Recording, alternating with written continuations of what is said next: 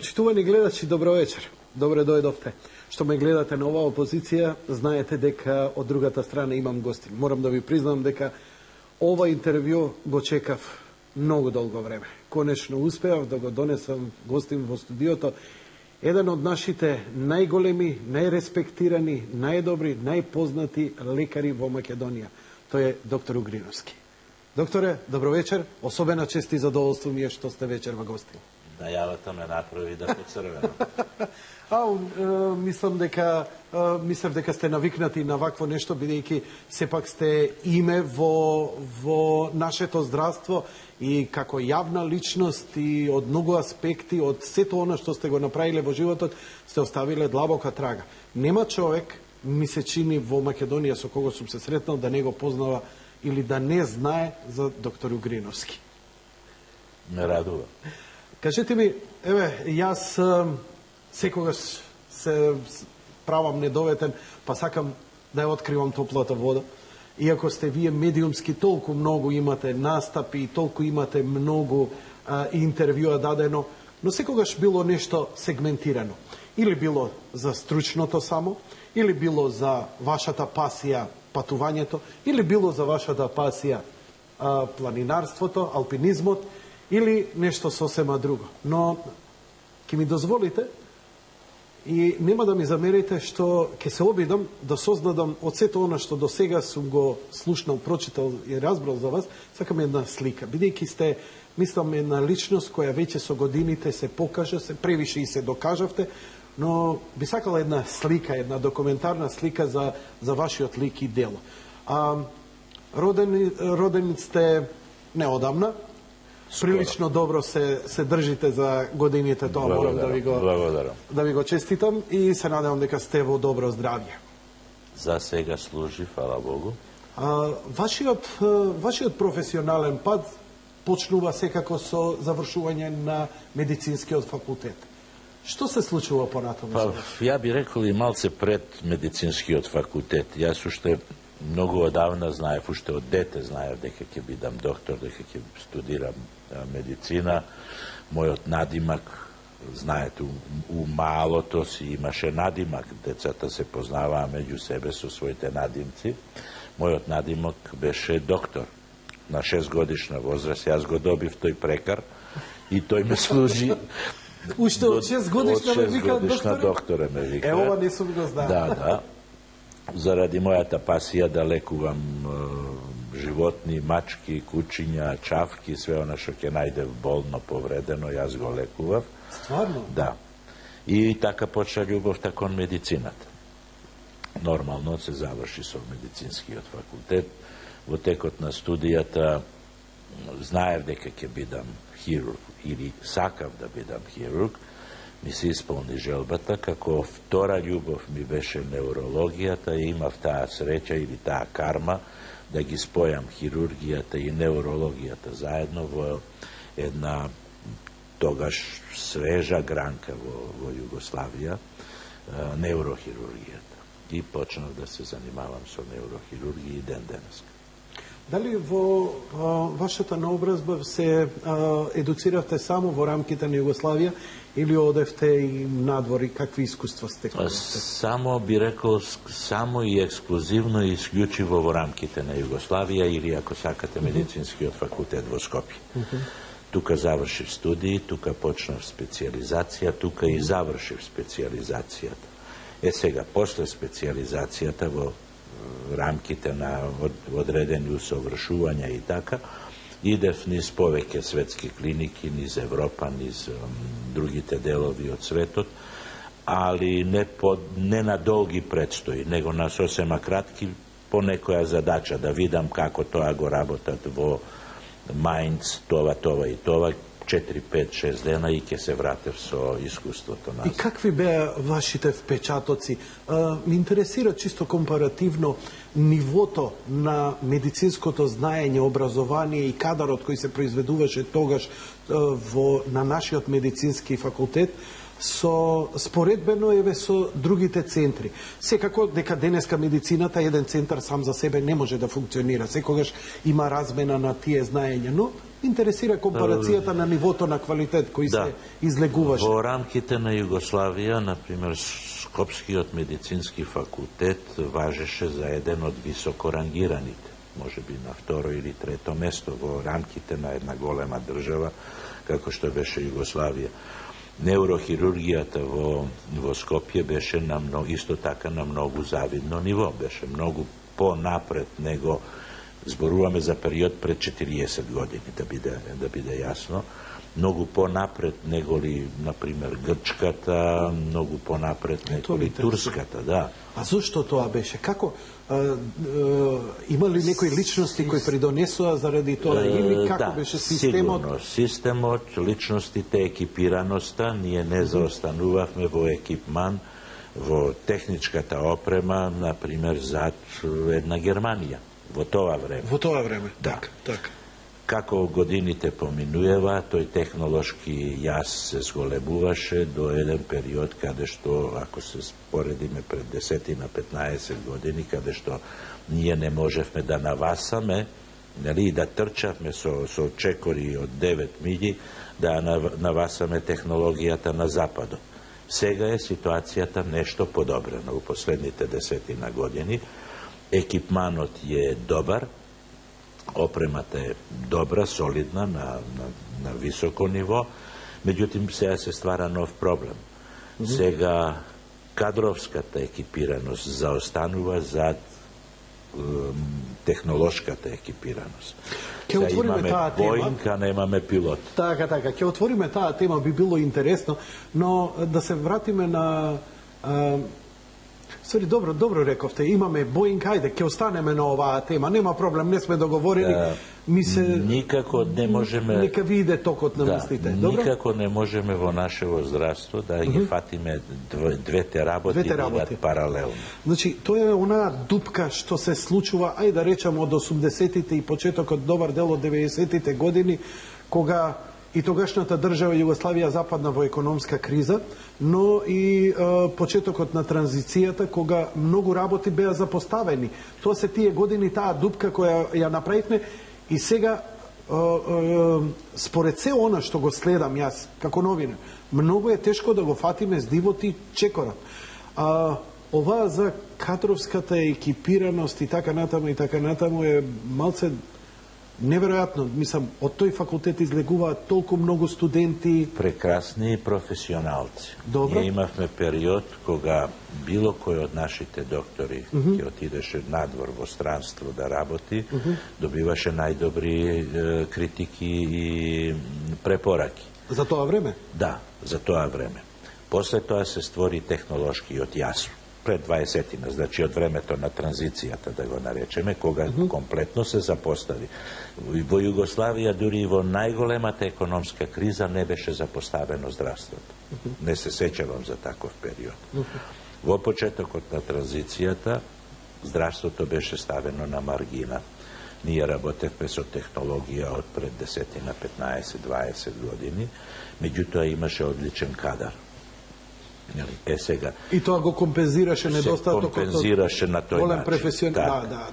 Сега, нормално, по биолошки пат, тој кадар си заминува. Позади нив следбениците се многу по-лоши него што би требало да биде. Затоа што ги немаат тие, најверојатно затоа што ги немаат таа технолошка подкрепа кој вие имате. Не е тоа причината, него е причината лошата и погрешна селекција. Ние селекцијата ја правиме, јас тврдам дека и ден денеска имаме одлични доктори, одлични професионалци, кои што се маргинализирани или поставени на некои споредни улоги, играат споредни улоги, или пак уште почесто се супримирани од тие кои што ги водат, од шефови, директори, началници и така натаму. Лошата селекција, која што почна да се одвива не по тоа кој колку вреди и кој колку умее и знае, него по тоа дали припаѓа на оваа или на онаа група, на оваа или на онаа етничка заедница, на оваа или на онаа религија, доведе до погрешна селекција. А не да се мери по тоа каков он стручњак и професионалец. Јас претпоставувам дека мене тамо каде што би ме примале на работа, би ме мереле само по тоа колку вредам, а не по тоа колку сум тежок, висок, дал сум црн, дал сум плав. Така предпоставувам, така би требало да биде. Така. Интересно. Има сега неколку прашања ми се наметнуваат тука, но би отишол секогаш решение јавното здравство, нивото на јавно здравство секаде во светот е на пониско ниво од приватното здравство. Секогаш приватното здравство е со многу подобра, повисока услуга. Приватните здравствени организации имаат полюбезен однос, подобра технологија се вложува, некако е се поинако. Таа конкуренција која се јави со приватното здравство версус јавното здравство, мислам дека поттикна малце работите да почнат да се менуваат во позитивна насока. Сигурно. Ние се уште, што е погрешно во системот, ние се уште здравството го делиме на јавно здравство, приватно здравство и ово и оно. Постои едно единствено здравство. Секоја држава има свое единствено здравство. Во тој здравствен систем може да има јавни здравствени установи, приватни здравствени установи, мешани здравствени установи, како год сакате. Името доаѓа од тоа чив е капиталот, дали е капиталот власништвото на државата или на некој приватник, концерн, банка, верска организација и така натаму. Меѓутоа, тие два система се компатибилни, тие два система се комплементарни и тие два система функционираат паралелно, давајки здравствени услуги на граѓаните на таа земја. Само кај нас постои раздвојување на здравството на приватно и на јавно здравство. Дали сакате да кажете дека осигуреникот би требало да го има тоа право, он да бира каде ќе се... Апсолутно, тоа е со уставот загарантирано да јас имам право на избор. Јас сум осигуреник, 40 години сум плаќал здравствено осигурување, не сум искористил ни еден денар, фала Богу, од тоа. Се надевам дека до крај на животот нема да го оптеретам здравствениот фонд и треба да ми се даде право на избор. Со цена која што е признаен. Ваучер. Ваучер систем, браво, докторе. Колку луѓе одушевувате во овој момент. Така, нели, сите одвојуваме во здравство, но да си имам јас право каде со тој ваучер, каде ќе се идам и кој и за тој ваучер кој... Јас сум тој кој што ќе бирам врз основа на свој критериуми, тоа што имам вамо или тамо пријател, со тој ваучер да отидам. Сметате дека тоа нема да го уништи јавното здравство? Сега тука е поентата за која што почнавме да збориме. Да? Ако во една фирма, ако во една држава, ако во еден сегмент, зборуваме сега за трговија или за индустрија, ако нема конкуренција, нема напредок. Значи сега ќе мора и едниот и другиот сегмент да се трудат да бидат подобри, за да привлечат повеќе муштери и повеќе клиенти кон себе.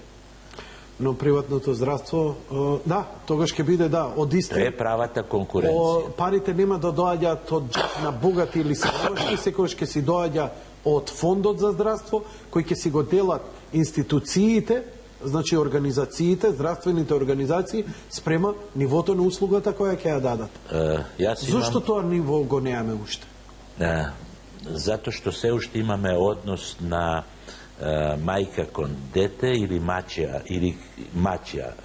за едните мајка, за другите маќа. Мајка, за другите маќа. Нели се плашиме од здрава, права, лојална конкуренција. Може би јавното здравство на овој начин ќе добие примарен шок, шамар. Меѓутоа многу брзо ќе се опорави и ќе свати дека само со насмевка, со љубезност и со квалитет можат да привлечат клиенти. Так. Сега тоа го немаме тамо, а го имаме во приватното здравство. Так. Зашто јас, кој што сум плаќал 40 години здравствено осигурување, ако сакам да се лекувам по попристојни услови, кај што ќе ме служи насмеана сестра, кај што докторот ќе ми обрати внимание, зашто да јас тоа морам да го платам од својот джеп. Луксузот ќе го доплатам, так. Али не да го платам. Така, ве разбирам, да, луксузот ќе го доплатам. Но основната, примарната нега треба да се Интересно.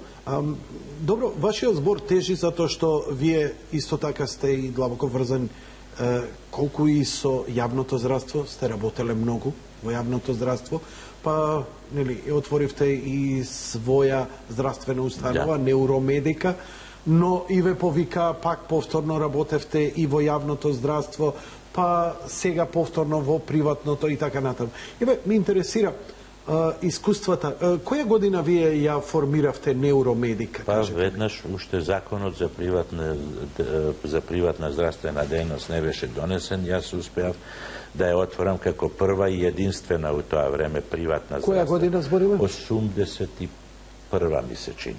Неуромедика е 81-а? Не, 91-а. Дури и 91-а ми е многу. Да. 91. Уште законот не беше беше донесен некаде февруари 92 ми се чини. Јас неколку месеци, октомври месец ја отворив Неуромедик, употребувајќи многу едноставна формула. Да, кажете. Баш интересно, ја употребив формулата на стаклара. Фабрика стаклара имаше своја амбуланта. Добро. Која што не беше во рамките на фондот. Добро. Него си беше амбуланта отворена од фирма стаклара. Така? И ги обслужуваше вработените во стаклара. Тоа не беше забрането. Јас кога поднесов барање во министерството, тогашниот министер ми рече тоа е невозможно, приватна здравствена установа нема. Која година збориме? 91.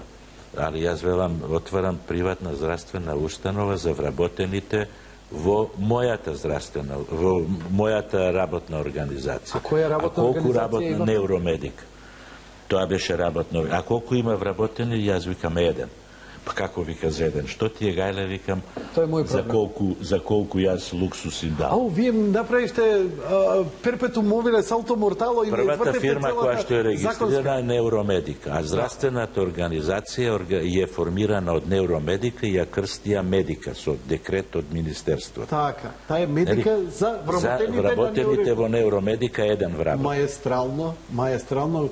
Па добро, видите, па после тоа дојде законот за приватно здравство и после веќе се пререгистрира како прва приватна здравствена установа. Какви перипети има в тоа да не раскажувам, али тоа е патот кој што мора секој пионер. Кога ќе ги раскажете тие перипети? Па кој ќе ме праша некој. Еве ве прашувам. Имаше 7-8 месеци правна борба. Те ова може, те она не може. Малтене, кога јас зборував пред фондот и пред министерството тогашно, дека и здравството, и здравствениот систем е економска категорија, јас ке бев ставен пред зид, пред пушкани цевки. Нели, како тоа здравството... Ко Чаушеску имаше да те застрелаат. Да. Нели, па дојдовме до тоа дека здравството е стварно економска категорија. Здравството ствара свој производ, нели, и за тоа прима пари. Ако не прима, ако нема инпут, како би се развивало здравството. Ние мораме тоа да сватиме дека здравството има своја цена. За жал, таа цена расте со технологиите кои што се скапи, со продолжување на животниот век на човекот и така натаму, меѓутоа здравството ствара производ. Имавте ли уцени, рекет? Не. Моравте ли политички да бидете компатибилни со одредени структури во тоа време за да тоа обстои? Не, никогаш не сум бил компатибилен со ниједна политичка структура. Сите или ме својателе, или ме напаѓале, а ја никогаш не сум припаѓал на ниједна партија, сем на Лигата за демократија. Пак практички првата со професорот Маријановиќ. Со Маријановиќ, да. Чак и од Лигата јас немам партиска книжка. Вие денеска не сте во Неуромедика. Ја води синот, да. Ја води синот, но таа и денеска екзистира. Задоволни ли сте со низиниот развој? Колкава е она сега? Има доста, има голем број за вработени. Мислам дека е една од најголеми, не една, него сигурно најголема поликлиничка приватна здравствена установа, без хоспитален дел. Значи, никогаш не сме ни имале намера да сформираме хоспитален дел до сега. Сме се развивале како поликлиничка, значи прегледи, диагностика, третмани. Каде имате себе низ Македонија? Ние не само низ Македонија, имавме доскоро и во надвор од Македонија, единствена здравствена установа кој што свој капитал има пренесено и во друга држава. Преку границите на нашиот јужен сосед. Да, и таму имате? И таму се регистриравме, доскоро функционираше заради одредени причини, ја затворивме. Таму сме регистрирани под уставното име Македонија. Кога се пари упрашање, нема ништо, никој не прави проблем. И што е најинтересно, тамо имавме договор да работиме со фондот, со грчкиот здравствен фонд, ги плаќа услугите, а кај нас овдека партли, нешто да, нешто не. Да, се уште е тоа дека некои услуги фондот ќе ги дозволува во приватните, но некој не ги дозволува и останува тоа. Тоа е, ајде, нека биде чекор на еволуција, да се надеваме до конечно тој тоа е неминовност. Тоа е неминовност. Мора да дојде. Само е прашање зашто го губиме времето. Тоа е неминовност. Добро, еве не ме прашувам некој, иако би ми било интересно чисто колку вработени сте, 100, 200, 500 илјада. Па има повеќе од 100 и нешто вработени. Медицински кадар. Медицински кадар. Бевте меѓу првите со Неуромедика кои ги донесовте и тогаш во јавното здравство таа дупка кога се направи, особено беше за овие најтешко болни од канцер, чекање за овие сканерите и така натаму. Тогаш вие донесовте и први почнавте да ги компјутерска томографија, магнетна резонанса и така, да. Се уште тоа е актуелно кај граѓаните, тоа се користи и покрај... Се користи и поред тоа што има многу.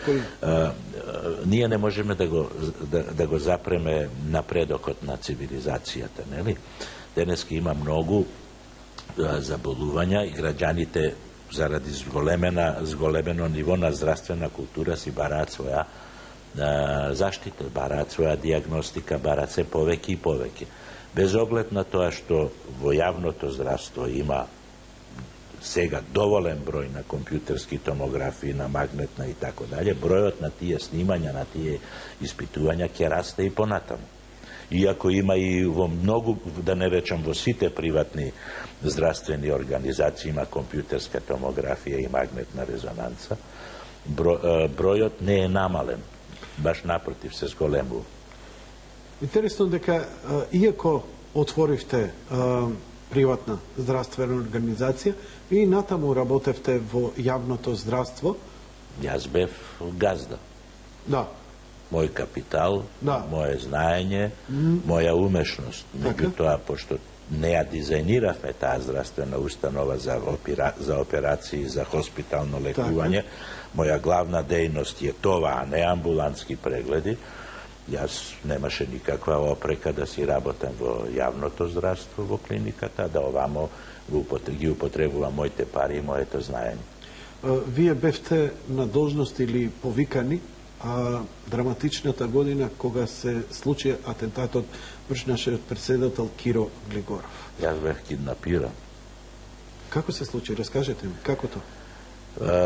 Баш се сеќавам дека со еден од колегите, со шефот на анестезија, пиевме утринско кафе, негде околу 9 сати, се договаравме за одредени активности кои што треба, професионални кои што треба да ги правиме.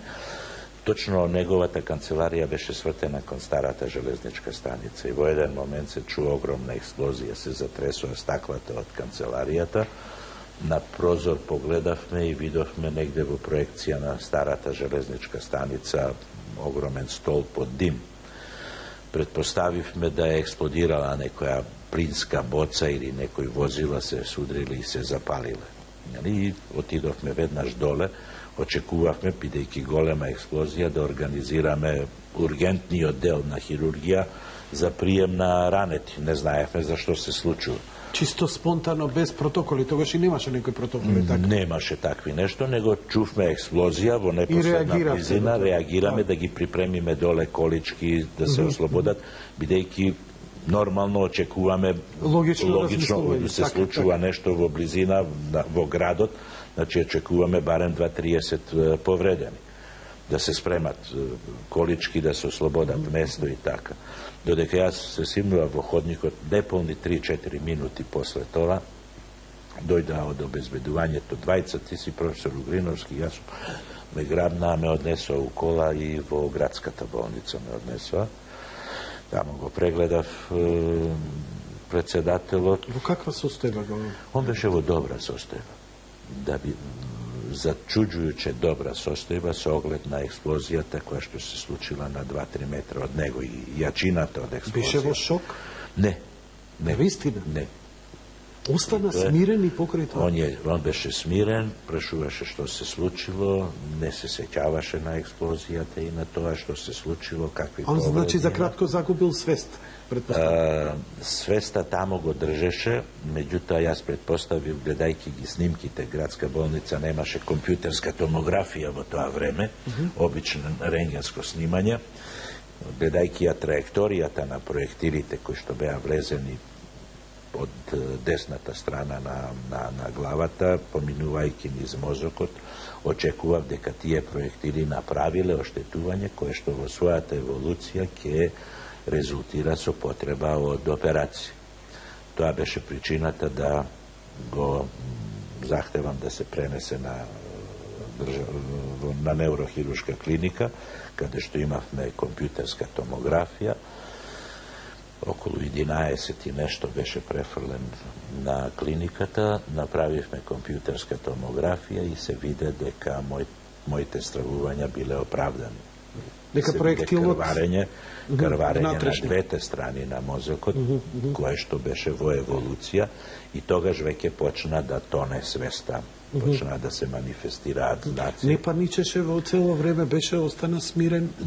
Во градска болница, да. Овамо веќе не можеше да се контактира со него, веќе беше во една, би рекол, коматозна состојба. Веднаш поставив индикација да треба веднаш да се реагира, веднаш да се оперира. Така, политичкиот врв тогаш и фамилијата беа двојбени, не беа јасни, па да почекаме, па како ќе биде, па што ќе биде. Јас викам, не можам да кажам како ќе биде, знам што треба да се направи, како ќе биде, да се обидеме да направиме све што е. А предпоставам, бидејќи човек во години беше, ризично е секогаш анестезија. На тие години и слепо црево е ризично. Така, разбирам. И како помина операцијата вака? Можеме малку стручно, онака, што најдовте од предмети таму? Операцијата не беше нешто невообичаено. Тоа е операција која што претходно стотици сум ги правил, нели?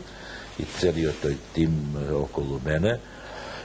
Се најде тоа што се најде, се згрижија повредите, се отстранија 2 метални проектила, едниот кој што беше заглавен на незгодно место измеѓу 2 гранки на главната артерија на мозокот, тој не се осудив да го вадам, немаше потреба, го оставив на место. Остана така? Да. А беше зариен во неговото мозочно ткиво? Во мозочното ткиво, во близина на 2 крвни сада.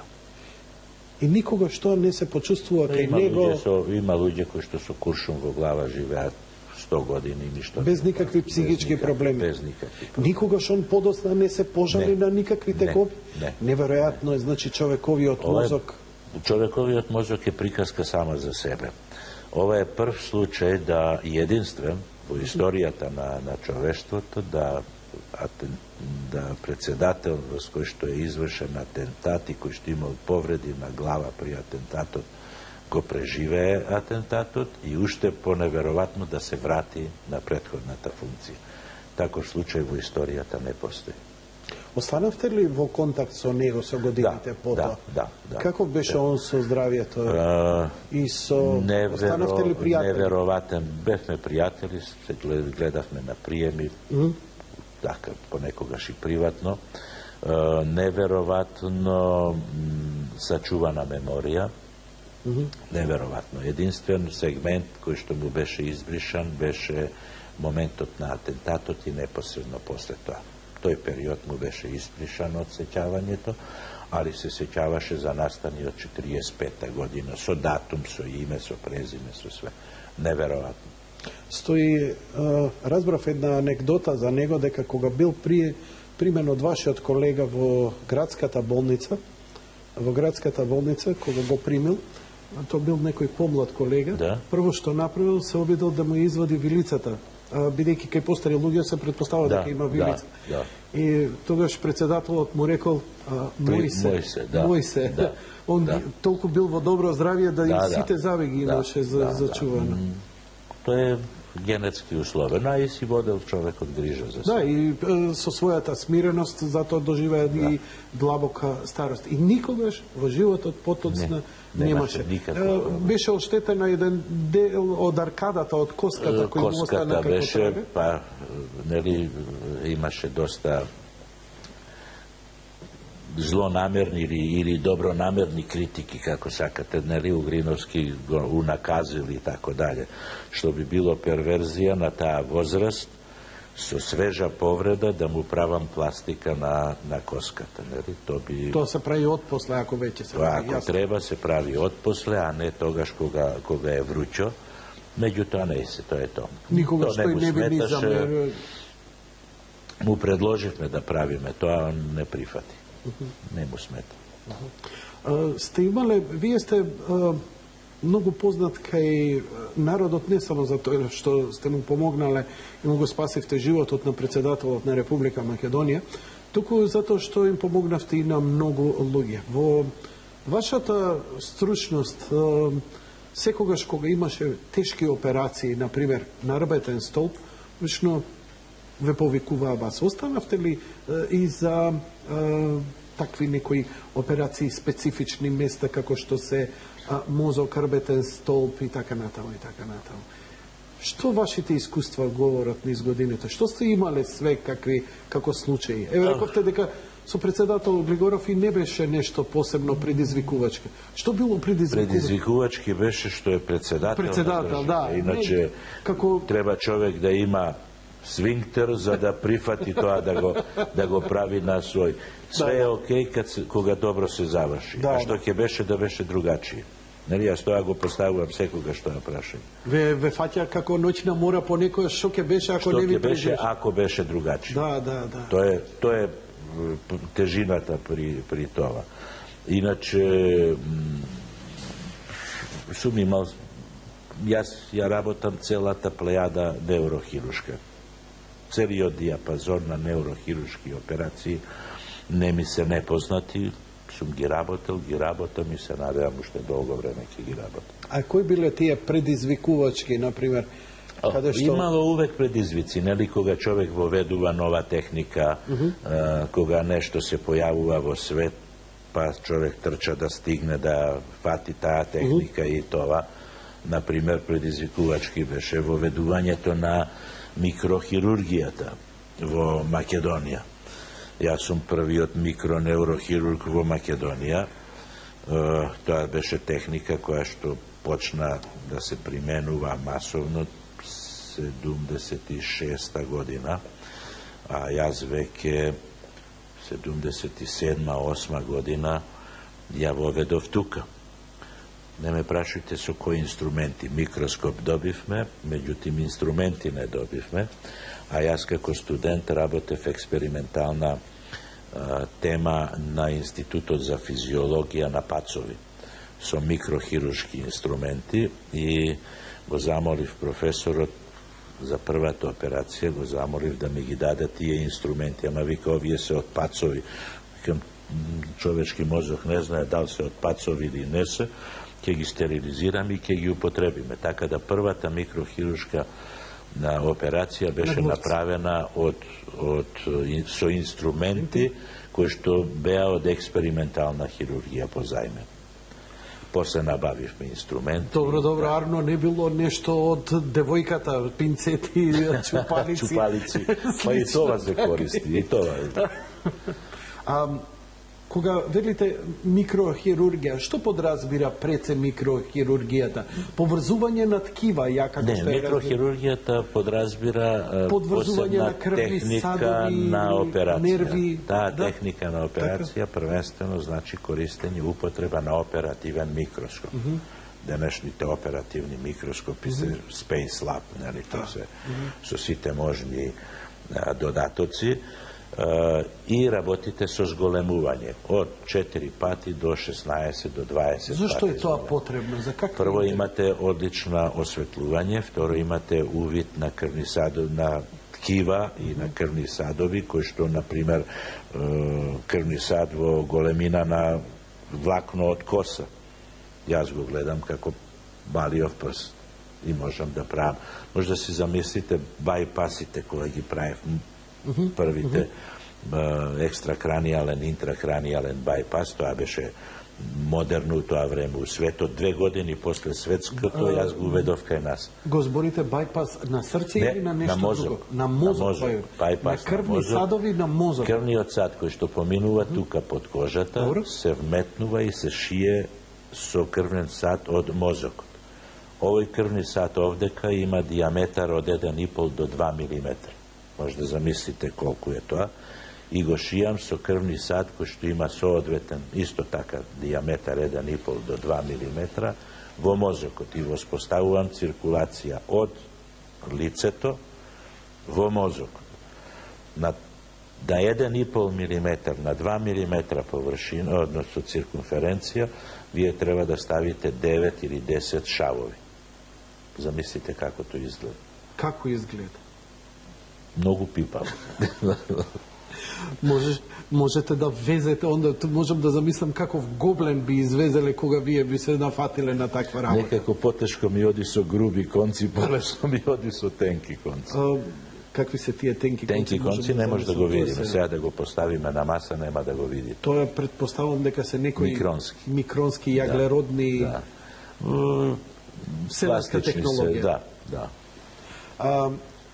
Добро, еве, драго ми е што ми кажавте доста работи, имам уште многу интересни прашања за вас, затоа што не се моите прашања толку интересни, но вашите одговори ќе бидат многу интересни и за вашиот приватен живот, и за вашиот професионален живот.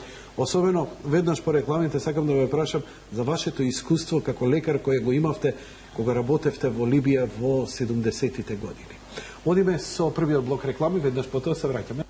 Продолжуваме разговорот со ценетиот гостин, професор доктор Угриновски.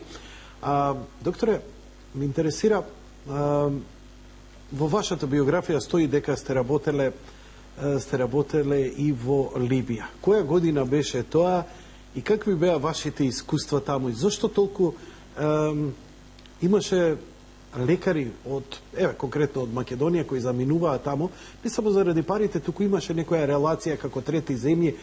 И какви беа искуствата таму во таа земја и каков беше животот тогаш таму, ме интересира? Тоа беше 80-та година. Тогаш Југославија како неврзана земја имаше договор склучено со либиската влада за одржавање на одредени здравствени установи тамо. На медицински факултет во Скопје му беше доверено снабдувањето со медицински кадар на болницата, општа болница во Дерна. Тоа е на 300 километри од Бенгази према Египет. Во еден период од функционирањето на таа болница, негде 14 месеци, јас поминав во Либија. Работев на место општи хирург, значи како хирург воопшто и единствен неурохирург во тој регион тамо. Либија беше земја која што би ја крстил убава. Би рекол дека е убава. Ги имаше сите ресурси кои што и се потребни, граѓаните не баш многу вредни да многу да сакаат да работат, а што би работеле кога има секоја година си има апанажа, односно со самиот пасош си добива одредена сума пари, кој што им даваше Гадафи, кој што после не им чинеше. Земја која што напредуваше, земја у која што владееше исламското право, нели, затоа и се вика џумхурија, нели, не е држава, не е република, него е нешто слично џамахирија, република која што е базирана на коранот на исламското право. Имам позитивни печатоци. Како болница работевме све со колегите, Од областа на хирургијата го имавме целиот диапазон на хируршки интервенции. Јас имав. Какви беа условите за работа? Условите беа одлични. Условите беа одлични за Многу тоа не време. се жалеа, многу топло. А тоа да. Види, ако одиш на северни пол, очекувај да биде студено, ако одиш во Африка, очекувај да биде топло. Това да, меѓутоа условите у болницата беше климатизирана, опремата и инструментите што ги имавме беа на сосема задоволително ниво, што ни овозможуваше да работиме солидна хирургија. И ние бевме високо ценети како лекари, како персонал таму. Животот беше пристоен, никаде во животот јас до тогаш немам видено на едно место, во една држава, да можете да најдете сирење од Холандија, од Франција, од Данска, од Енглеска, од Америка. Тоа беше Либија. Во супермаркетите... А народот имаше пари тоа да си го дозволи? Народот имаше пари и можеше тоа да си го дозволи. Бензинот беше практично бесплатен. Вода, шише вода беше поскапо неголи 10 кила бензин. Живеева добро. Сега диктатура, јас не ја видов таа диктатура, меѓутоа... Полиција не ве прогонуваше? Не. Имаше одредени правила, рестрикции на однесувањето, нели, да не може нивните граѓани да зборуваат јавно против тогашната влада, против Гадафи. Но од друга страна, владата се трудеше сите привилегии да ги даде. Има сите благосостојби за живење, пристојни начини за живење и сигурност. Пристојни начини за живење. Значи, беа урбанизирани, не беа во некое племе кое се гладни, кои... Пред това било. Со доваѓањето на пуковник Гадафи почнува урбанизацијата на Либија, изградени автопатишта, изградени патишта, цели градови беа изградени.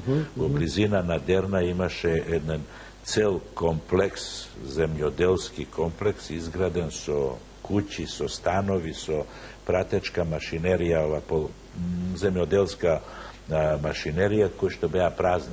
Наши југословени го градеа тоа и им го даваше бесплатно кој сака да иде да живее и да работи земја, да одгледува животни домашни и да работи на земја. Не им се работеше. Празно, не им се работеше. Може би тоа и го доведе до крај, до пропаста, затоа што таа диктатура од друга страна, немање слобода на говор, сега имаат слободата на говор. Сега имаат слобода на говор и највеше употребуваат слобода на говор на оружјето. Кога ќе се оправат, не ми е јасно. Ми е жал убава земја со неверојатно можности, они беа затворени. Тоа им сметаше можда. Иначе има огромен потенцијал за развивање на туризмот. Они се на Средоземно море, плажите се прекрасни. Ја имаат Сахара, која што исто така може да биде туристичка дестинација. Има извори на петрол, на нафта. Либиската нафта е една од најдобрите, најквалитетните нафти на свет. Има наоѓалишта на уран. Ги имаа сите предуслови за да се развиваат во една добра држава, во една добра земја.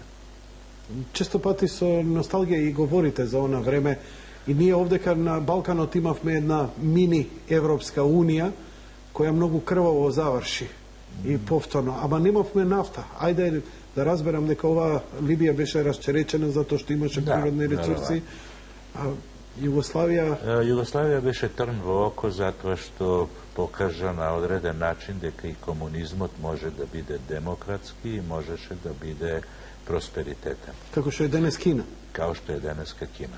Ние почнавме тој пат, ако се сеќавате, со Анте Марковиќ. Да, кон тоа да иде. Независно така, независно од друштвеното уредување, ние преземавме пазарна економија. Се отвори пазарот, луѓе паметат како тогаш првите колор телевизори, системи, роба за широка потрошувачка. Секој можеше да отвори фирма и тргаше во еден либерален бизнис, се што се развиваше. Тоа сметаше затоа што ќе беше еден пример како може една комунистичка земја да... Па и не бевме комунистичка земја. Да, и беше Добро, комунистичка. Формално беше комунистичка партија. партија. Сега колку ќе ја речеш и една Кина дека е комунистичка. Да. Ние никогаш не сме биле тоталитарна држава. Да. Нали? Јас се сеќавам, директорите тогашни на клиники и така, беа заколнати противници на комунизмот, меѓутоа заради нивната стручност и умешност, тоа не им пречеше да бидат директори на клиника. Религиските слободи сигурно ќе беа и полиберални, ги имало и ги немало. Мислам дека... Од идеолошки причини Југославија единствено, сега, да не влегуваме во таа дебата, единствено што знаеш, тоа со Анте Марковиќ беше големата револуција.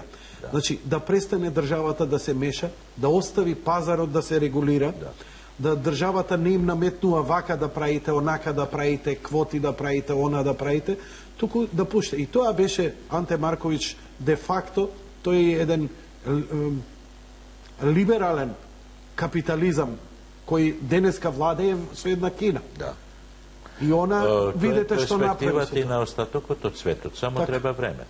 Само треба време. Ако вие сега земете, ние тогаш бевме повеќе социјалистичка отколку комунистичка. Да, социјалистичка земја. Она што денеска е Шведска. Так. Шведска е кралство или Данска. Данска е краљевина.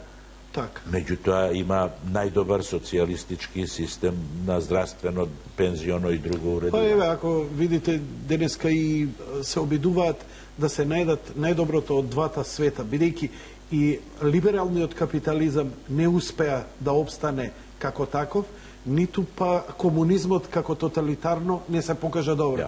И мислам дека новото нешто ќе биде нешто помеѓу најдоброто од двата света, бидејќи не може да негираме дека во тој систем се беше лошо, нели? Ниту дека се во социјализмот беше лошо, ниту се е лошо од капитализмот, како што едни и други идеолошки се учевме против тоа.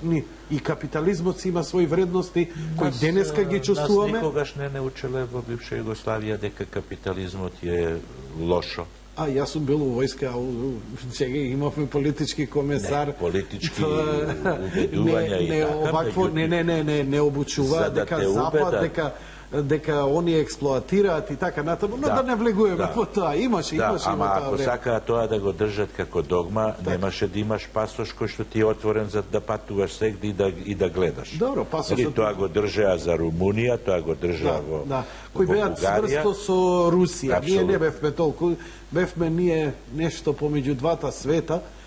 Она што денеска еве мене ми е за жал, ама стварно мислам дека Југославија тогаш можеше да се развие. Тоа се сметаше во тоа време, никој не можеше да предвиде дека еднопартискиот систем може да доведе до некои либерални економски слободи како што тоа Кина го направи. И повеќе партискиот систем си изроди национализмот видовме до што си доведе. Да се вратиме на нашата тема. Не успеав од вас да излечам кои биле тешките и предизвикувачки операции за вас. Предпоставувам дека имало такви моменти, но не мора да ми ги раскажете, ме интересира. Често пати ова кога го разговарам со луѓето од вашата струка, како се носите со... Пазете, да видиш човеково живо месо, со жива твар, да работиш со плод и од твоите финеси кои ќе ги направиш да зависи животот, судбината на еден човек, па и на пошироко, и негово семејство, и негови пријатели, и така натаму, е нешто што на медицинскиот факултет од старт, па се до крајот на животот како професионалец, човек се научува да работи како професионалец. Но живи луѓе сте, не сте без емоција. Тоа би биле роботи, а не сте роботи. Како се носите со тој стрес? Бидејќи дефинитивно е стрес. Го признале, не го признале, го имале, го немале. Подсвеста знае со што работите, која работите и знаете, природно секој човек би се стресол кога ќе види такво нешто. Свесен е дека е живот во прашање. Стресот е голем. морам да кажам, јас после толку децении хируршка работа не можам да речам дека пред секоја операција немам трема или не сум во стрес. Стварно? Да. Колку год да е рутинска. Може би сум направил 1000 такви операции, може би се безазлени операциите, не се живото загрозувачки, меѓутоа јас имам стрес, што е позитивно, што е сушност правиот професионален однос кон работата. Значи, тој стрес ме тера да се сконцентрирам на работата. Пациентите често ме прашуваат ова истото прашање што сега вие ми го поставувате, а тоа е дали е операцијата тешка? Да. Секоја операција е тешка, нарочито ако е на твоја глава. Нели? И нокт да ти вадат на загноен нокт е тешко ако е тоа мојот нокт. Драго ми е што го разбирате и мислам дека имате разбирање према пациентите и луѓето. Ама јас сум човек и потенцијален пациент. Не сум богом дан. Јас во текот на моето живење и во текот на мојот живот сум бил пациент и ќе бидам веројатно пациент. Човек мора да го има тоа пред очи.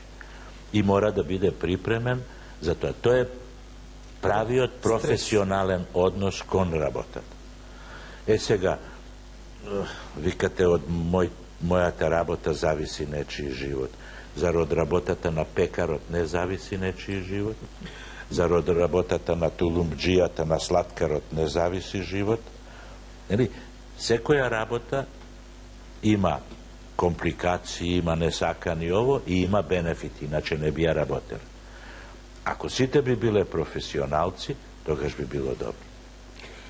Како се носите со тој стрес? Што правите? Што се вашите хобија? Често ве гледам на телевизија или по интервјуа зборите за алпинизам, идете, планинарите и така натаму. Да, што наоѓате таму? Тоа е начин на кој што јас се обновувам. Си ја обновувам, речеме, енергијата.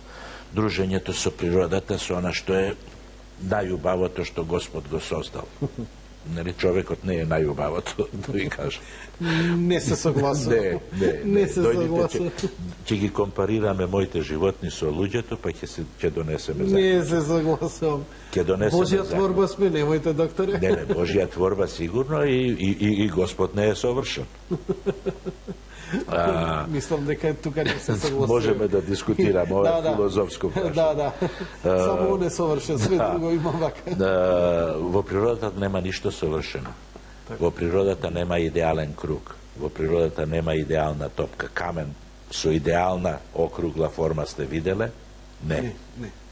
То само ние можеме да го направиме. Само вештачки може да се направи. Само ние луѓето можеме тоа да го правиме. Меѓутоа, тоа несовршенство на природата ја чини природата совршена. Јас бегам во природата. Значи да се испразнам од стресот, од тоа, да си обновам енергијата, да си наполнам батериите, јас бегам во природа, во било кој облик на природа. Најчесто на планина, најчесто тамо каде што можам да бидам во директен контакт со природата, со тревата, со дрвјата, со птиците, со животните. Од тука и... Продолжуваме разговорот со ценетиот гостин, професор доктор Угриновски.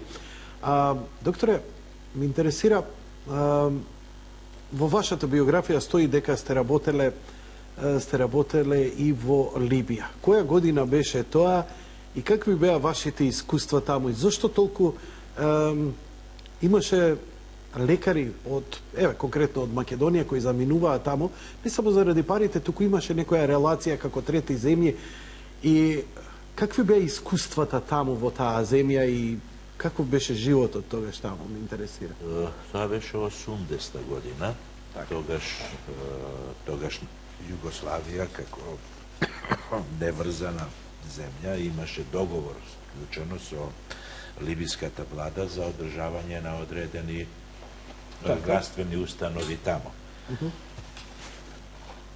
На медицински факултет во Скопје му беше доверено снабдувањето со медицински кадар на болницата, општа болница во Дерна. Тоа е на 300 километри од Бенгази према Египет. Во еден период од функционирањето на таа болница, негде 14 месеци, јас поминав во Либија. работев на место општи хирург, значи како хирург воопшто и единствен неурохирург во тој регион тамо. Либија беше земја која што би ја крстил убава. Би рекол дека е убава. Ги имаше сите ресурси кои што и се потребни, граѓаните не баш многу вредни, многу да сакаат да работат, а што би работеле кога има секоја година си има апанажа, односно со самиот пасош си добива одредена сума пари, кој што им даваше Гадафи, кој што после не им чинеше. Земја која што напредуваше, земја у која што владееше исламското право, нели, затоа и се вика џумхурија, нели, не е држава, не е република, него е нешто либиска џамахирија, република која што е базирана на коранот на исламското право.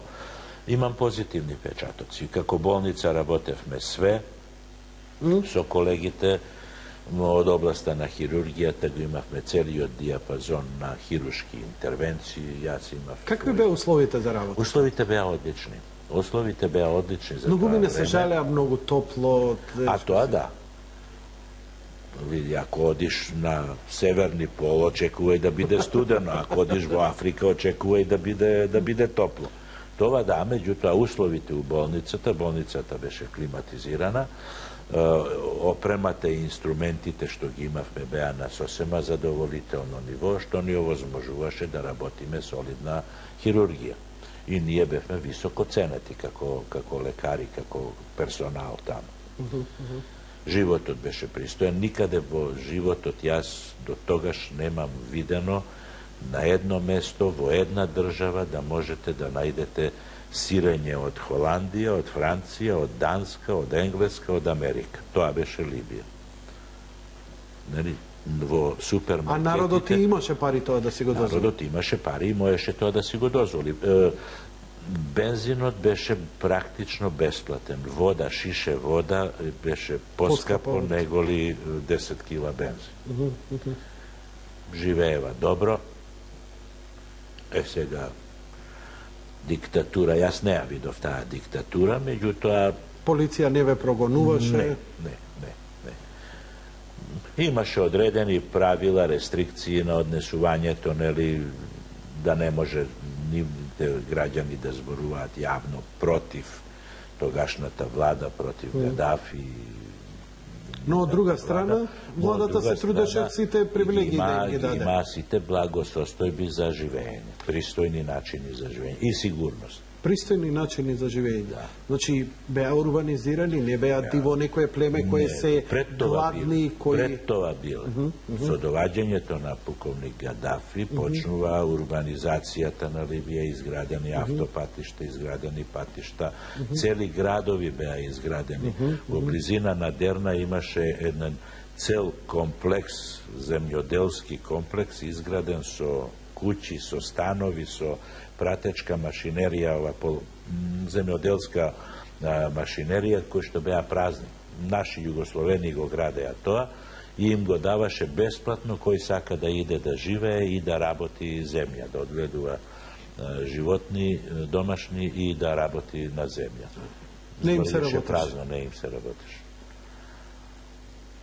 Може би тоа и го доведе до крај, до пропаст, затоа што таа диктатура од друга страна, немање слобода на говор, сега имаат слободата на говор. Сега имаат слобода на говор и највеќе употребуваат слобода на говор на оружјето. Кога ќе се оправат, не ми е јасно. Ми е жал, убава земја со неверојатно можности, они беа затворени. Тоа им сметаше можда. Иначе има огромен потенцијал за развивање на туризмот. Они се на Средоземно море, плажите се прекрасни. Ја имаат Сахара, која што исто така може да биде туристичка дестинација. Има извори на петрол, на нафта. Либиската нафта е една од најдобрите, најквалитетните нафти на свет. Има наоѓалишта на уран. Има сите предуслови за да се развиваат во една добра држава, во една добра земја. Често пати со носталгија и говорите за она време, и ние овдека на Балканот имавме една мини Европска Унија, која многу крваво заврши и повторно, ама немавме нафта. Ајде да разберам дека ова Либија беше расчеречена затоа што имаше природни ресурси, а Југославија беше трн во око затоа што покажа на одреден начин дека и комунизмот може да биде демократски и можеше да биде просперитетен. Како што е денес Кина. Као што е денеска Кина. Ние почнавме тој пат, ако се сеќавате, со Анте Марковиќ. Да, кон тоа да иде. Независно така, независно од друштвеното уредување, ние преземавме пазарна економија. Се отвори пазарот, луѓе паметат како тогаш првите колор телевизори, системи, роба за широка потрошувачка. Секој можеше да отвори фирма и тргаше во еден либерален бизнис, се и се што се развиваше. Тоа сметаше затоа што ќе беше еден пример како може една комунистичка земја да... Па и не бевме комунистичка земја. Да, и беше комунистичка. Формално беше комунистичка партија. Сега колку ќе речеш и една Кина дека е комунистичка. Да. Ние никогаш не сме биле тоталитарна држава. Да. Нали? Јас се сеќавам директорите тогашни на клиники и така беа заколнати противници на комунизмот, меѓутоа заради нивната стручност и умешност тоа не им пречеше да бидат директори на клиника. Религиските слободи сигурно ќе беа и полиберални, ги имало и ги немало. Мислам дека... Од идеолошки причини Југославија единствено, сега, ајде да не влегуваме во таа дебата, единствено што знаеш, тоа со Анте Марковиќ беше големата револуција. Значи, да престане државата да се меша, да остави пазарот да се регулира, да државата не им наметнува вака да правите, онака да правите, квоти да правите, она да правите, туку да пушта. И тоа беше Анте Марковиќ де факто, тој е еден либерален капитализам кој денеска владее со една Кина. Да. И она, видете што направи. Перспективата и на остатокот од светот. Само треба време. Ако вие сега земете, ние тогаш бевме повеќе социјалистичка отколку комунистичка. Да, социјалистичка земја. Она што денеска е Шведска. Шведска е кралство или Данска. Данска е краљевина. Меѓутоа има најдобар социјалистички систем на здравствено, пензионо и друго уредување. Па ако видите, денеска и се обидуваат да се најдат најдоброто од двата света, бидејќи и либералниот капитализам не успеа да обстане како таков, ниту па комунизмот како тоталитарно не се покажа добро. И мислам дека новото нешто ќе биде нешто помеѓу најдоброто од двата света, бидејќи не може да негираме дека во тој систем се беше лошо, нели? Ниту дека се во социјализмот беше лошо, ниту се е лошо од капитализмот, како што едни и други идеолошки се учевме против тоа. И капитализмот си има своји вредности кои денеска ги чувствуваме. Нас никогаш не учеле во бивша Југославија дека капитализмот е лошо. Јас сум бил во војска, сега имавме политички комесар. Политички убедувања и така. Не обучува дека Запад, дека они експлоатираат и така натаму, но да не влегуваме во тоа. Имаше ама ако сакаат тоа да го држат како догма, немаше да имаш пасош кој што ти е отворен за да патуваш сегде и да гледаш. Добро, пасошот. Тоа го држеа за Румунија, тоа го држеа во кој беа цврсто со Русија. Ние не бевме толку, бевме ние нешто помеѓу двата света. Она што денеска мене ми е за жал, ама стварно мислам дека Југославија тогаш можеше да се развие. Тоа се сметаше, во тоа време никој не можеше да предвиде дека еднопартискиот систем може да доведе до некои либерални економски слободи, како што тоа Кина го направи. И повеќе партискиот систем си изроди национализмот видовме до што си доведе. Да се вратиме на нашата тема. Не успеав од вас да излечам кои биле тешките и предизвикувачки операции за вас. Предпоставувам дека имало такви моменти, но не мора да ми ги раскажете, ме интересира Често пати ова кога го разговарам со луѓето од вашата струка, како се носите со... Пазите, да видиш човеково живо месо, со жива твар, да работиш со плод и од твоите финеси кои ќе ги направиш да завиши животот, судбината на еден човек, па и на пошироко, и негово семејство, и негови пријатели, и така натаму, е нешто што на медицинскиот факултет од старт, па се до крајот на животот како професионалец, човек се научува да работи како професионалец. Но живи луѓе сте, не сте без емоции. Тогаш би биле роботи, а не сте роботи. Како се носите со тој стрес? Бидејќи дефинитивно е стрес. Го признале, не го признале, го имале, го немале. Подсвеста знае со што работите, која работите и знаете, природно секој човек би се стресом кога ќе види такво нешто. Свесен е дека е живот во прашање. Стресот е голем. Морам да кажам, јас после толку децении хируршка работа не можам да речам дека пред секоја операција немам трема или не сум во стрес. Стварно? Да. Колку год да е рутинска. Може би сум направил 1000 такви операции, може би се безазлени операциите, не се живото загрозувачки, меѓутоа јас имам стрес, што е позитивно, што е сушност правиот професионален однос кон работата. Значи, тој стрес ме тера да се сконцентрирам на работата. Пациентите често ме прашуваат ова истото прашање што сега вие ми го поставувате, а тоа е дали е операцијата тешка? Да. Секоја операција е тешка, нарочито ако е на твоја глава. Нели? И нокт да ти вадат на загноен нокт е тешко, ако е тоа мојот нокт. Драго ми е што го разбирате и мислам дека имате разбирање према пациентите и луѓето. Ама јас сум човек и потенцијален пациент. Не сум богом дан. Јас во текот на моето живење и во текот на мојот живот сум бил пациент и ќе бидам веројатно пациент. Човек мора да го има тоа пред очи. И мора да биде припремен за тоа. Тоа е правиот професионален однос кон работата. Сега, викате од мојата работа зависи нечiji живот. Зар од работата на пекарот не зависи нечiji живот? Зар од работата на тулумџијата, на слаткарот не зависи живот? Секоја работа има компликации, има несакани ово и има бенефити, иначе не би ја работели. Ако сите би биле професионалци, тогаш би било добро. Како се носите со тој стрес? Што правите? Што се вашите хобија? Често ве гледам на телевизија или по интервјуа зборите за алпинизам, идете, планинарите и така натаму. Да, тоа е начин на кој што јас се обновувам. Ја обновувам, речеме, енергијата. Дружењето со природата, со она што е најубавото што Господ го создал. Нели, човекот не е најубавото, да ви кажам. Не се согласувам. Не се согласувам. Ќе ги компарираме моите животни со луѓето, па ќе донесеме за. Не се согласувам. Божја творба сме, немојте, докторе. Не, Божја творба сигурно и Господ не е совршен.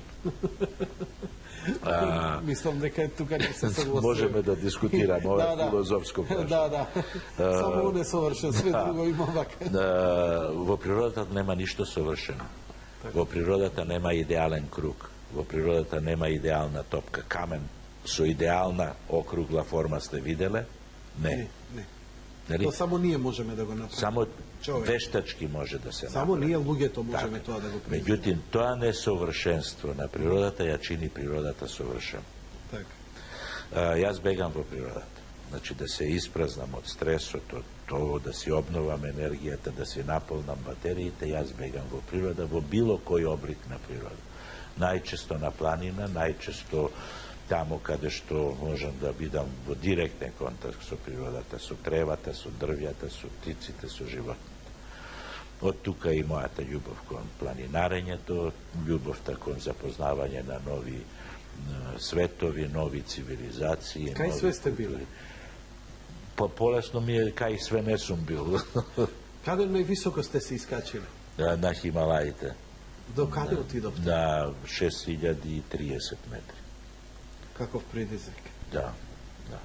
Забележавте ли таму една работа? Имаше еден ваш колега овде кај ми беше гостин кој се качи на врвот. Професор доктор Кедев. Кедев, да.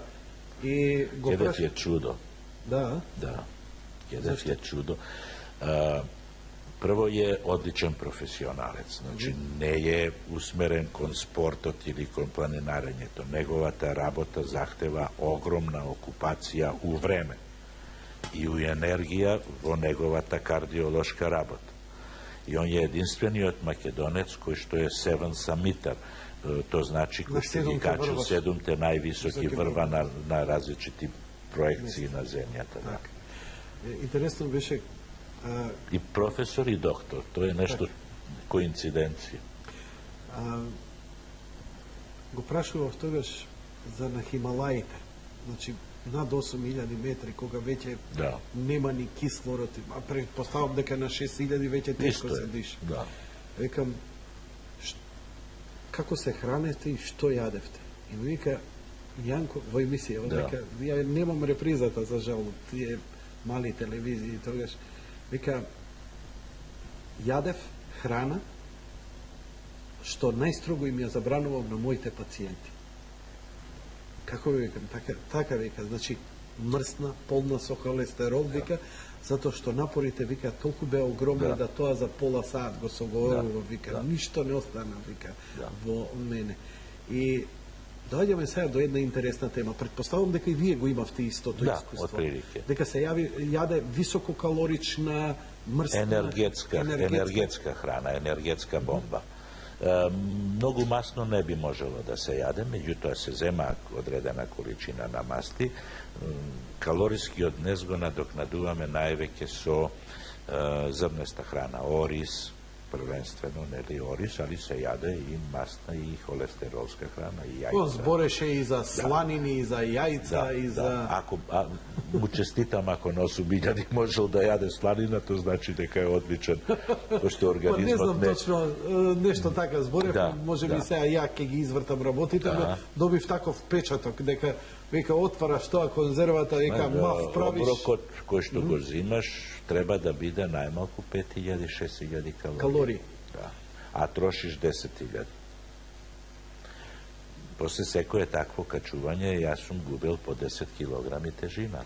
Натрешното на резерви ги потроши човек. 10 килограми потроши. Но како се спишташ за 1000 метри подоле, организмот се помалце му треба и калориската вредност на внес станува. Еве, вие како лекар директно можеби не се занимавате со тоа, но рековте преска една интересна реченица дека повисоката свест кај луѓето за медицината и за собственото здравје ги тера поредовно да идат на лекар, да бараат повеќе диагностички прегледи, но има се поголема и поголема свест за храната.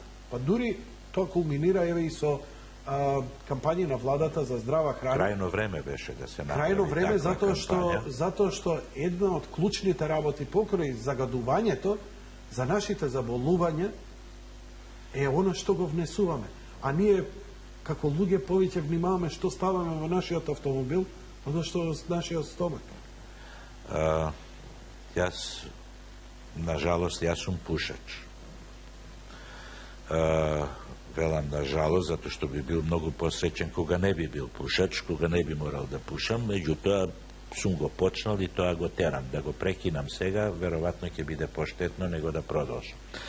Јас кажувам дека храната е дрога која што утепала повеќе луѓе него хероинот, цигарите и алкохолот заедно.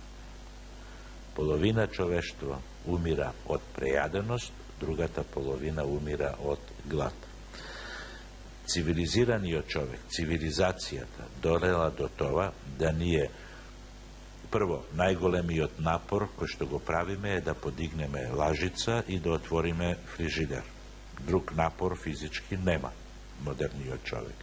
Меѓутоа, затоа му е доступна секоја количина на храна и најчесто неквалитетна храна, фаст фуд, Нели, полуприпремена храна, полузготвена храна, која што како год ја изедеш, така се претвара во калории.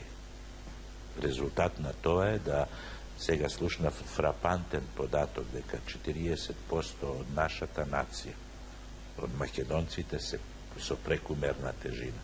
Тоа е страшно. Тоа е страшен.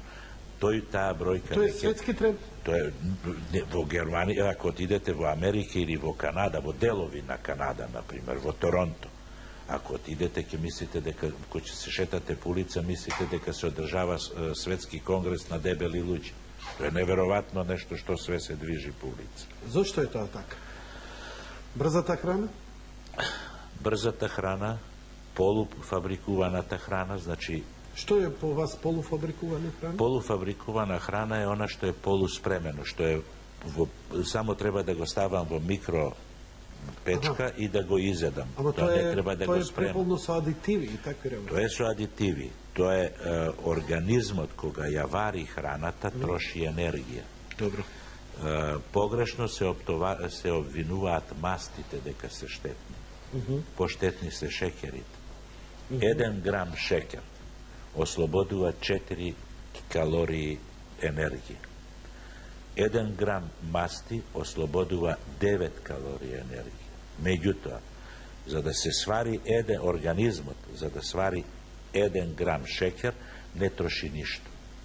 За да свари 1 грам масти, троши 8 калории. Значи, останува само 1 калорија. Е интересна теза ова. Тоа е како у фабрика. Значи, сметате дека јаглените хидрати во нашата исхрана се најубиственото? Апсолутно. Тие јаглени хидрати директно, не е проблем маста што ќе ја внесам од надвор. Проблем е маста што ќе се створи во моето тело.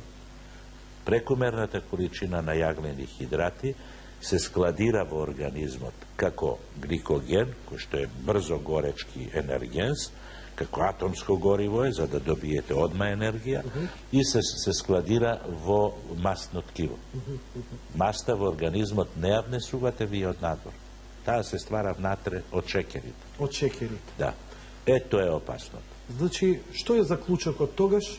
Свежа храна, протеинска исхрана? Свежа храна, храна која што е балансирана, која што си има,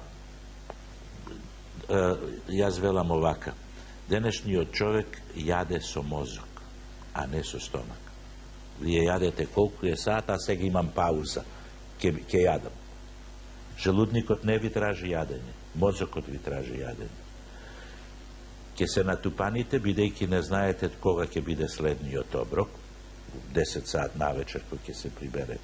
Одеднашка голема количина храна, место да ја поделите на 7, јас јадам 17 пати дневно. Мали оброци. Никогаш не сум гладен, али никогаш не сум ни прејаден. Што е трпезата поголема, мојата дизна е пома. Шекер, притисок? Фала Богу, све е окей. И све мислите дека е само на добриот режим?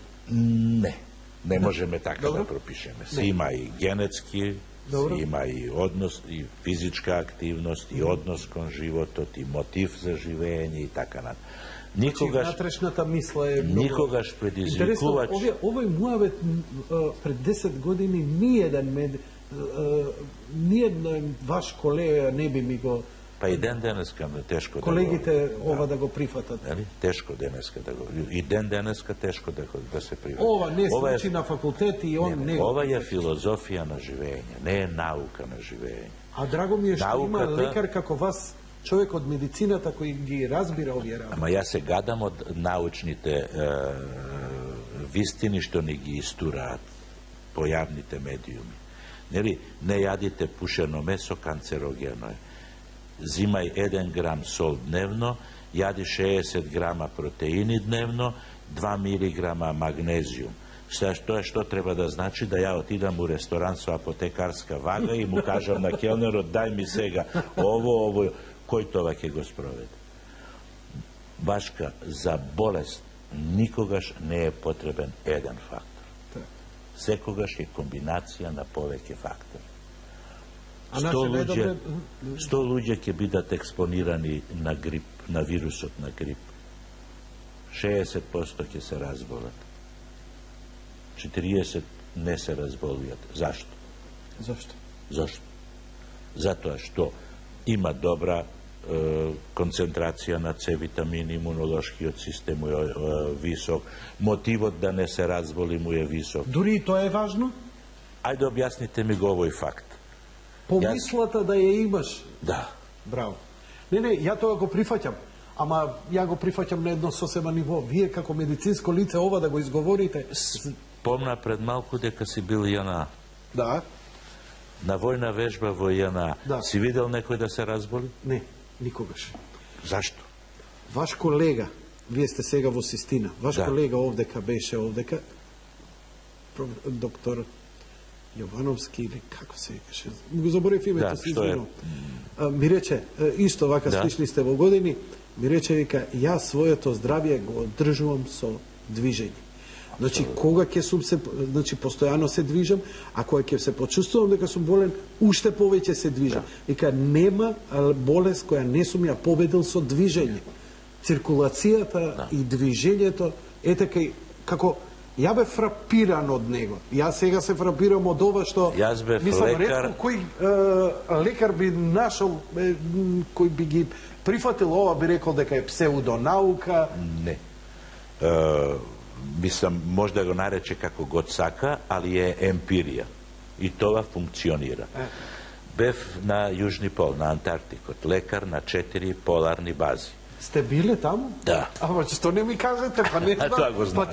Тоа го знаат сите. Ја не го знаев, извинете.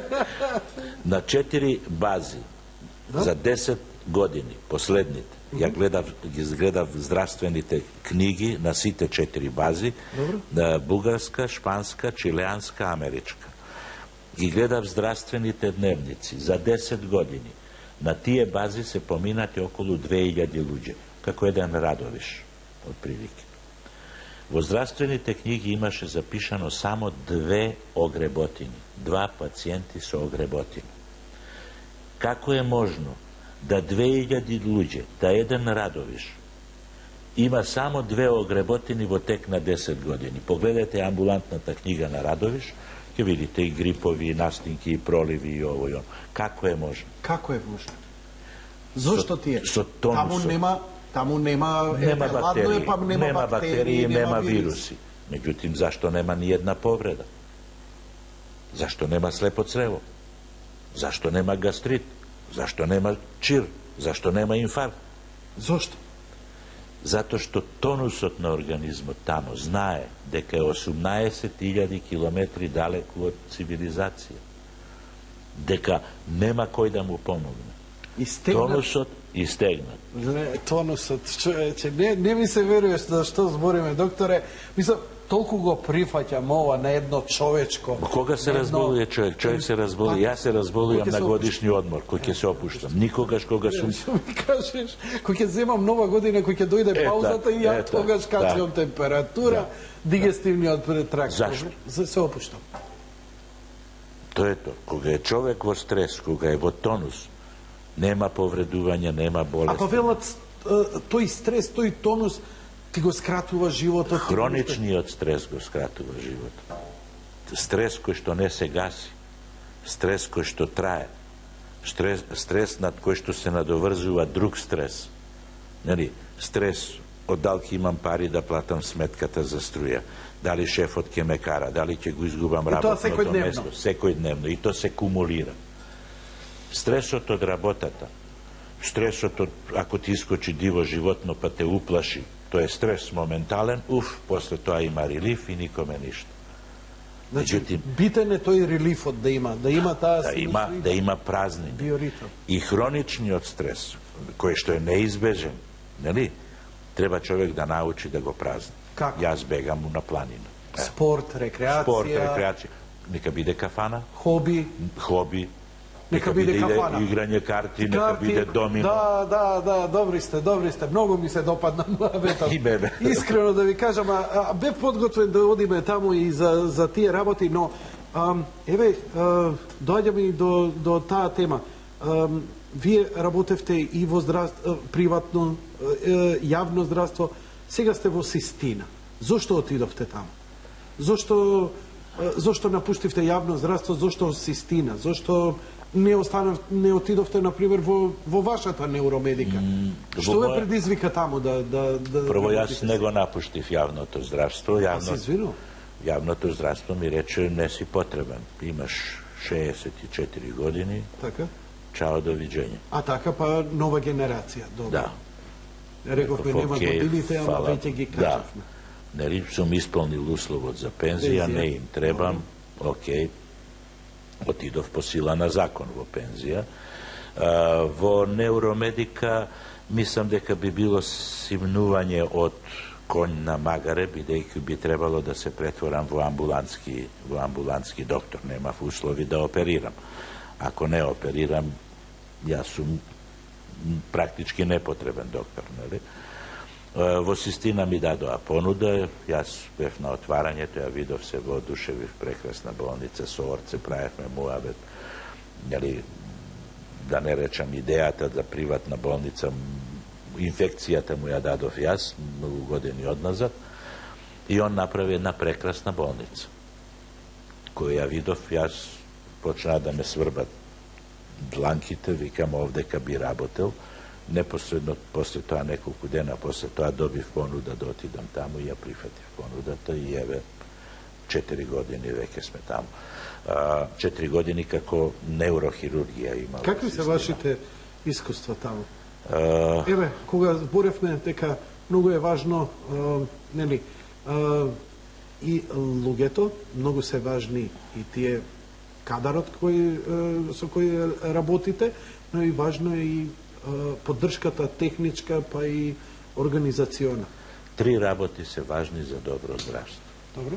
Не е тоа нешто топла вода што јас сега ќе ја откријам. Тоа е познато, само што кај нас не се обраќа внимание на тоа.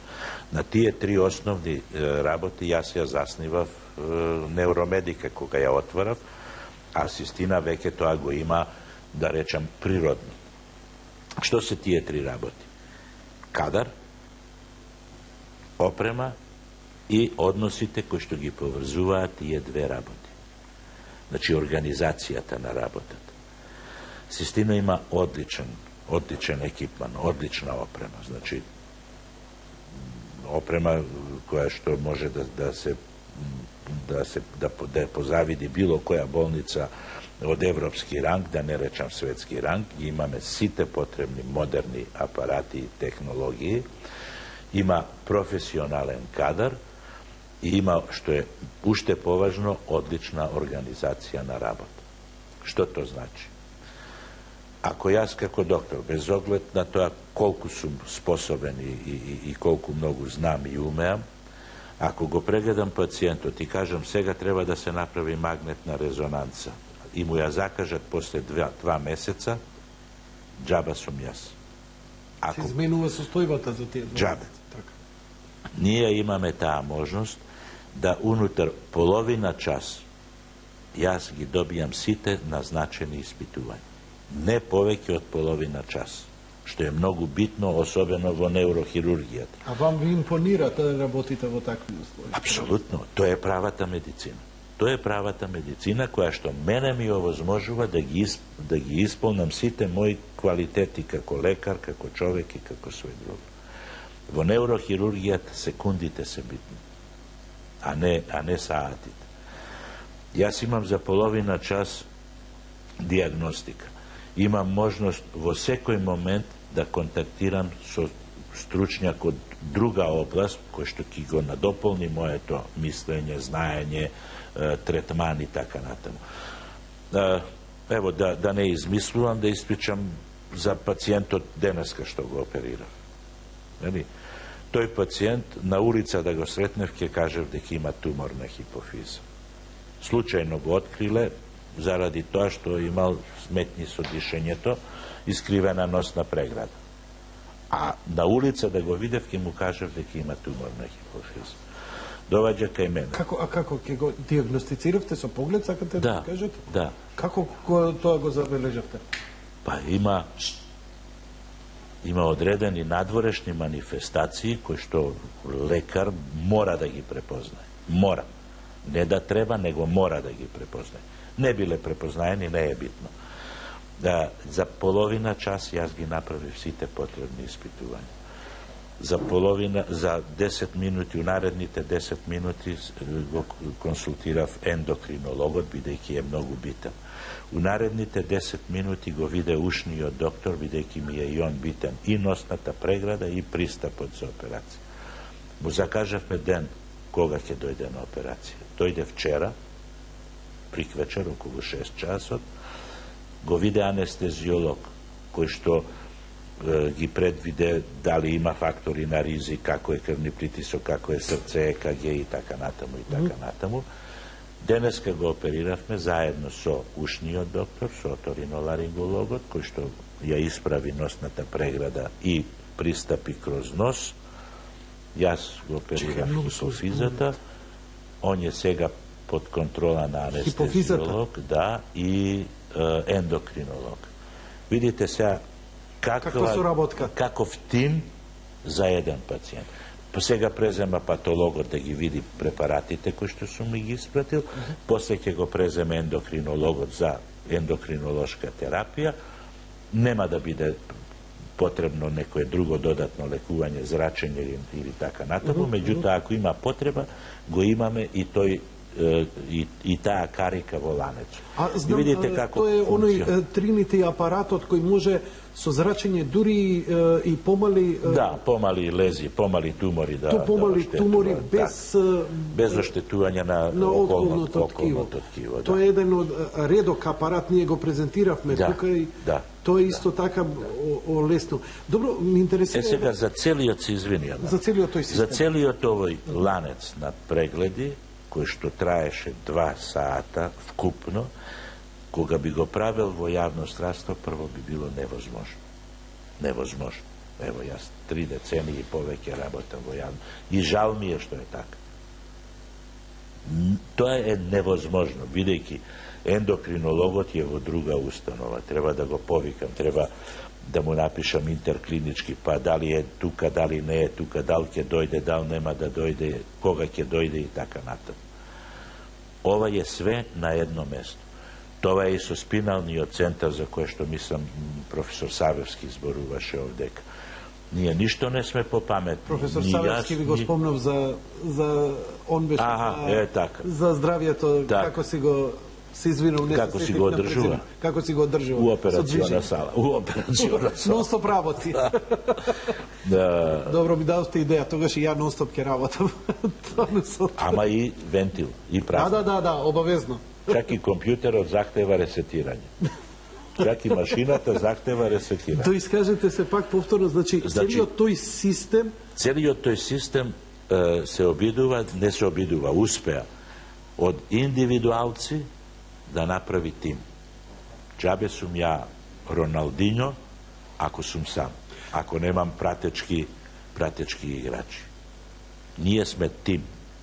Систина функционира како тим. Ќе направиме сега уште една кратка пауза, веднаш потоа се враќаме назад во програма. Големите луѓе имаат и доза на ексцентризам. Ја ексцентризмот го почитувам многу. Некој го сваќа како негативно, но мене ми е секогаш тоа, например, еден од најголемите уметници на светот, Салвадор Дали, беше ексцентрик. Да. И вашиот колега овдека, Сали Стаџер, со кого разговаравме, кој после еден дел од струшниот муавет кога експлодира, да збориме за музика, за пијано, неговата љубов за джезот. Сите обично големи луѓе и значајни луѓе кои се доста успешни во својата професија како вас, имаат една известна доза на ексцентризам и предпоставувам дека е тоа она спуштање во еден сосема друг поинаков свет за да се можете и во професијата да напредувате. Ова е добар совет за се во животот. Ми се чини дека овој рецепт не само за медицина и за хирургија, туку буквално во секоја професија би бил применлив. Мислам да. Прво себе се не се сметам за ексцентрик. Јас лично, не знам другите, тоа е... Ке се обидам да ве порекнам. Не се сметам за ексцентрик. Си имам своји фалинки, своји желби, своји начини на однесување, што е позитивно и го ценам кај секој друг човек.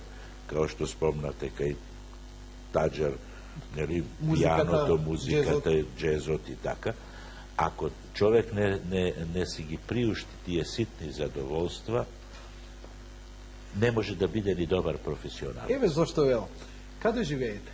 Ја живеам надвор од градот во Визбегово. Во Визбегово. Предпоставувам имате двор. Поприличен. Поприличен. Што имате во дворот? Па има негде измеѓу 180, сега се нешто повеќе, очекувам и да се зголеми тој број, животни, 180 на животни. 180 усти животни за хранење. Чекај, ама тоа што се? Овци, кози? Не се иста сорта, тоа се све различити. Што? Па од конј, магаре, волк, верверици, јастреб, зајци, да не спомнувам, пауни, да не спомнувам, голуби и така натаму. Практички све. Гуски, мачки, 5 шарпланинци огромни. И 5 шарпланинци огромни. Да, и 5 малечки. А тоа е вистинска зоолошка градина ви има? Па, може да се нарече. Може да се нарече. И како успеате таа биосфера меѓу себе, разбирање, кучиња со другите животни, со волци, со Јас успеав да волкот со кучето да си живеат заедно. Волк и шарпланинец. Волк и шарпланинец, и не шарпланинец, него и шарпланинци. Волк и шарпланинци, природните непријатели, слободно се шетаат во вашиот двор. Да. Луѓе мои, мене ова ќе ми беше неверојатно да доктор Угриновски не ми ја донесеше снимката од која беше? Вучко.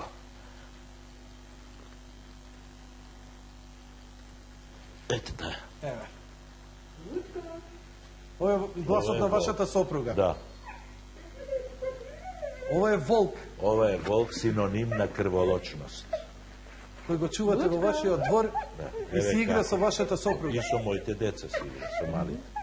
Колку е стар? Он сега има 2 години и нешто. Тоа е зрел волк веќе. Слушајте како се удвара на сопругата.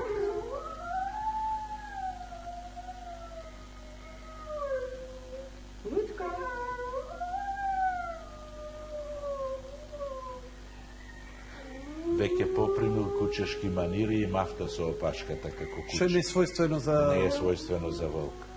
Кој доминира? Предпоставам шарпланинците. Да, они мораат да доминираат, иначе кинат глави ако не е така. Да.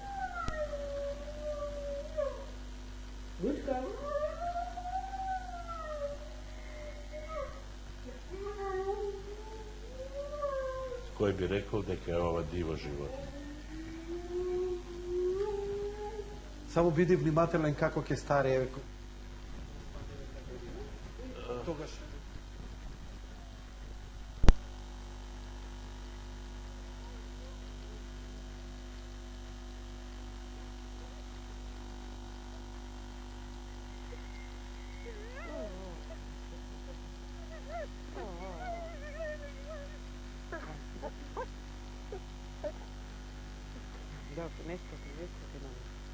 Иди го. Кај си ти? Вучко?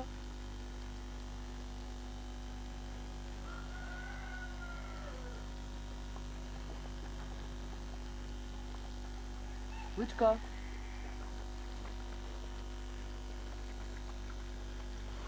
Вучко?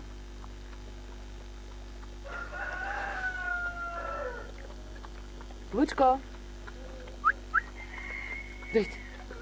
Дојди. Дојди, Вучко. Не, дојди.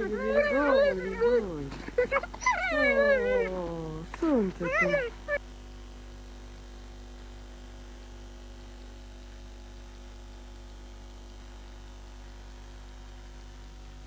Водам грижа со децата, со сопругата, да се нахранат, да се очистат и така даје. Не е лесно, али ми пружа огромно задоволство. Стварно 180, мислам, тоа е приличен предизвик. Имате Знаете, помош? се, ако ќе отидам, имам еден човек кој што помага, углавном за чистење и така, кога сум јас на работа. Знаете кој е задоволство сега ако ќе се вратам дома и кој ќе ме пречекаат 5 шапланинци, сите сакаат да се мазат. Таа љубов не се надокнадува. Тоа е она што ми Предпоставам се прилично голем. Едниот е 93 кила, мажот е потешок од мене, потешок од Многу мене. ми е жал, треба да дојдеме некоја репортажа да направиме таму. Дефинитивно. Имате отворена покана. Имам проблем само малку со волкот, природниот страв, но ќе ви верувам. Ако ве прифати, ви дава на знаење дека ве прифатил. Ако не ме прифати? Ако не ве прифати, ќе биде затворен у кафе. Добро. Нема да имам интервенција стручна од ваша страна. Докторе, ја ви благодарам за вашето вечерашно гостување и ви посакувам многу успех. Предпоставувам дека ќе продолжите со вашата кариера се додека сила ве држи. Хвала, се гледаме во некоја друга прилика. И на крај овој спот кој го направивте за една песна со фотографии од вашите патувања. Тоа беше се за вечерва, почитувани гледачи. Лека ноќ и пријатно. Навесена од златна срма искаена во песнава спеана од суво грло излеана. Дали ќе можеш по солзи да пееш? Дали ќе знаеш ти пак без див да се смееш? Патувај, патувај, ти желбо сила нанижи радости во моите дни. Патувај, патувај, ти желбо моја надеж бар донеси во моите сни.